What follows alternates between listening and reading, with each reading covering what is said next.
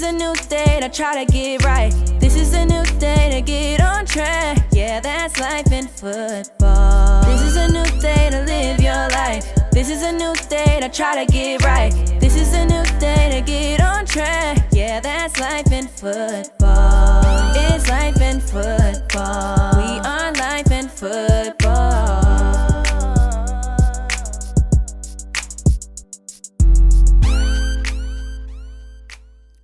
Welcome to the Life in Football podcast, baby. I'm your host, Mike Fee. And this your co-host, Colin Moore. You know we loving life and enjoying football. Today, our very special guest is number 3, Lorine Parker. And he's doing his thing right now at Southeastern University. He represents Zephyrhills Florida. And this is a ball player that I enjoyed watching, man. A hard-nosed, tough running back athlete. This somebody I think everybody need to pay attention to, because this a guy, when he got the ball in his hand, he going to make something happen. And that number 3 looks so good on him, too. But we finna go get more into this story of Mr. Parker. But without further ado, I'm going to let C-Mo bring him on. How you doing, Parker? I'm doing well. How you doing? Good, man. It's a blessing to have you on, because we really should have had you on in 21, but we didn't. We got you on in 22, but it's all gravy. But because Mr. Donnie told me, hey, you gotta get Park on. He got a great story. I was like, yeah. I said, we're gonna get him. But we had so many, it was like we had did a few of the episodes with the Southeastern players that it was kind of clumped up, and we didn't want to try to catch it right at that exact moment we had everybody on. We wanted to kind of spread it out. And luckily that we didn't get you on then, because now we got you on camera, and that's even better. So you balled out in 21, man. You represented. You did your thing. It looked like it came together just how you dreamed it up. You done got, because I believe you got offered to come to a all-star game, so that gives you an opportunity to get out there and play against everybody else. So how does it feel to just capitalize and get the opportunity to play in this all-star game? I feel good. Like, last year was like my senior year, but it was like my COVID year. So, like, I felt like I'll never forgive myself if I didn't come back and, like, give my all, and it worked out. Man, it did more than worked out, man. You had over 1,000 yards, man. I'm talking about doing your thing, and y'all won, which I was like 8-3. Yeah, we won 8-3. Yeah, so it was all pretty. I ain't gonna say it was on your back, but it was on your back, man, and you came through. So how was your time at Southeastern? Because Mr. Donnie told me, he said, the reason you got to get him on, like, he got a story, and then on top of that, you know, he played on the defensive side of the ball. I said, he was running, but I know you could play on the defensive side of the ball, because most linebackers and running backs, they could switch. Most everybody could kind of go both ways, but the way you was told it, I was thinking I would have never put you on defense. So how did that start out? It started 2015 is like when I graduated high school. Mm-hmm. I'm gonna make a. Go ahead.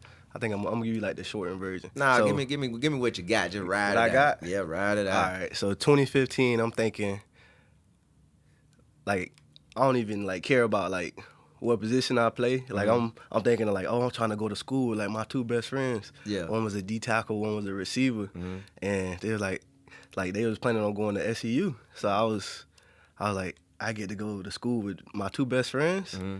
Okay, I want to play running back. Oh, they already got a running back. So you're going to have to switch to, you're going to have to think about playing linebacker, switching to defense. So I was like, okay, bet. So I'm like about 215 at the time in high school. And like the position that they wanted me to play was like a 3-4 linebacker, like put your hand in the dirt and you can like drop back in coverage. Right. So I got the 235 as a freshman. And I came in. I was thinking I was going to play that position, but they moved me to the defensive end. Mm-hmm. I played about 230 and played at about 230 and just I don't know. Like my best friend mama always told me, like, so you going to get your moment. Like, you going to end up playing running back at some point. Right. And I don't know. I just listened to her. And I just, what we was like in the middle of the season, I played DN. I was getting reps. I was like second string. Mm-hmm. And Then just like the middle of the season, I think somebody like a running back had just got hurt, and they already had their number one running back, Jarrell Reynolds, and let's see, they had got hurt. It's the middle of the season, and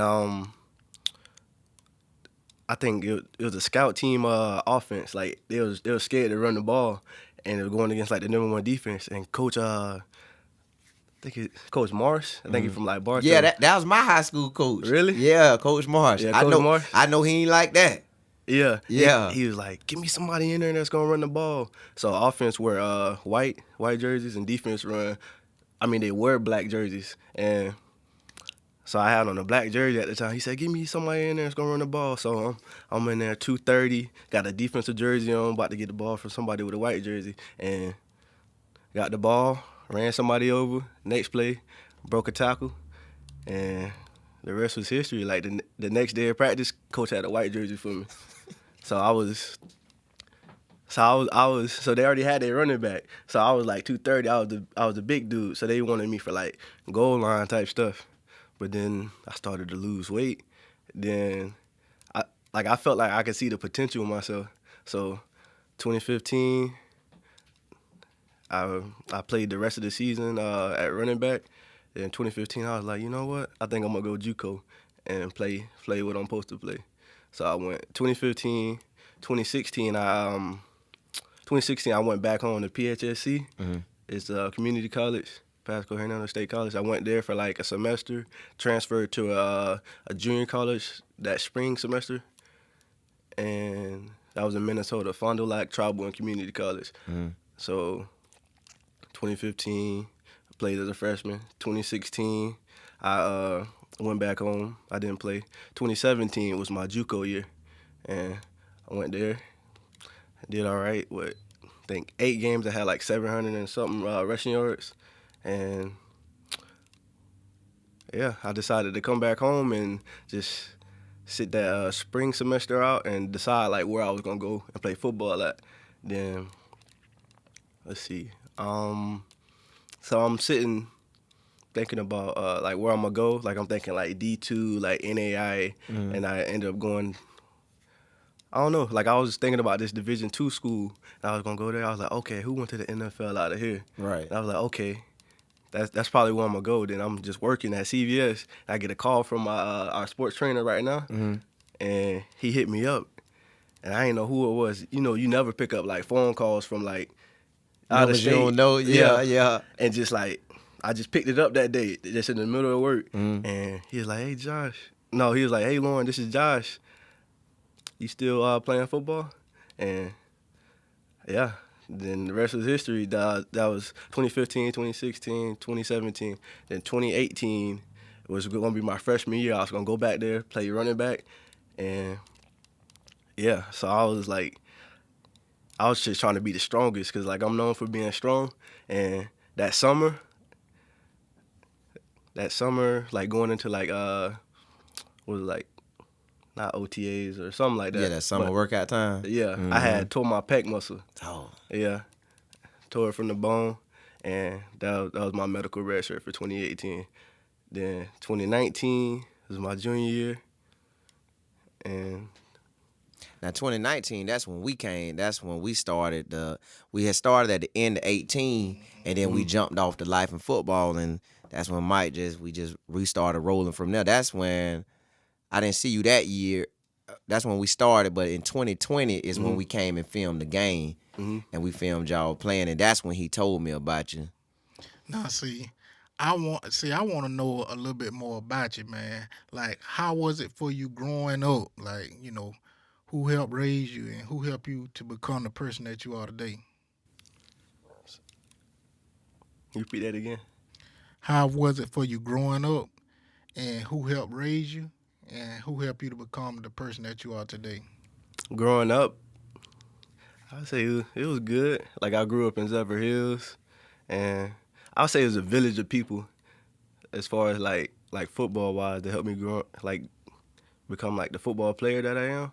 But my mama, I would have to say.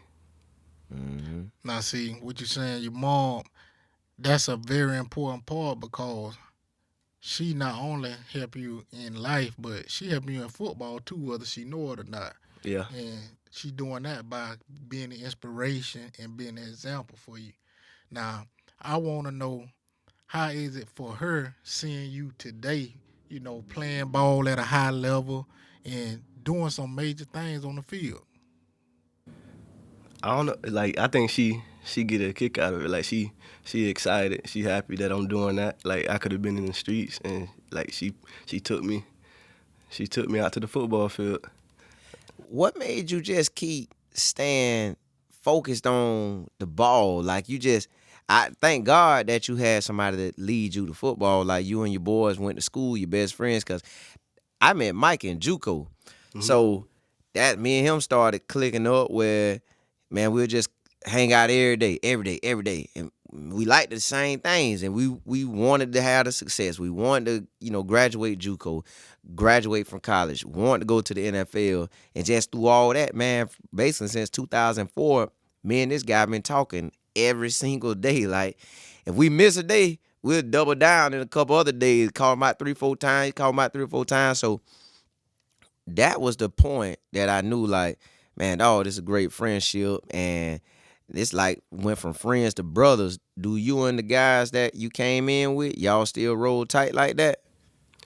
I wouldn't say that we rolled tight, but we we definitely got like that relationship. Like, I can hit you up for anything, or just like even like we just just keep up to date. Mm-hmm. Now, what do you want to do? I know you finna go in this, take over in the All-Star game and do your thing. And I'm assuming you want to hit the league. So let's say you hit it and you get everything you want. What you want to do after football? Like, what do you see yourself doing after football? After football, I can see myself like I want to create like my own brand or something, like sports apparel. Yes, Just like as far as like I like to work out, so like gym apparel, like stuff like that. Like I don't know. I think I want to work out. Get it in. Yeah. And see, going through everything you've been through, and even playing defense, then going to the offense, being a major player on defense, then a major player on offense.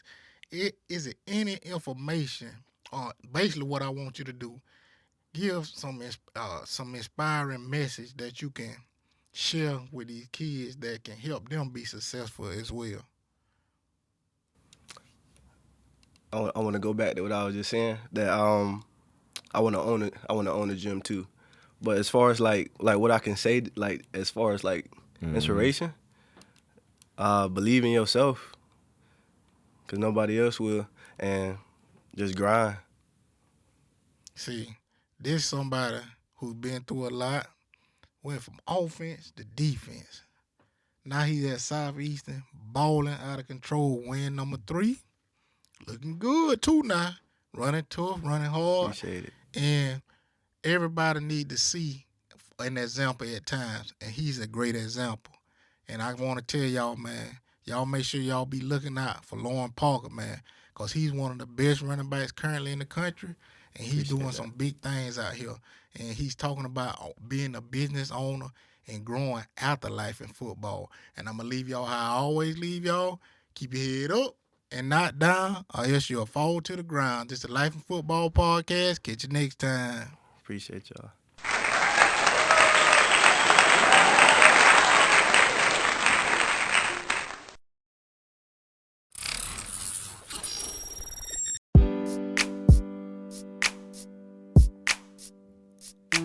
This is a new day to live your life. This is a new day to try to get right. This is a new day to get on track. Yeah, that's life in football. This is a new day to live your life. This is a new day to try to get right. This is a new day to get on track. Yeah, that's life in football. It's life in football. We are life in football.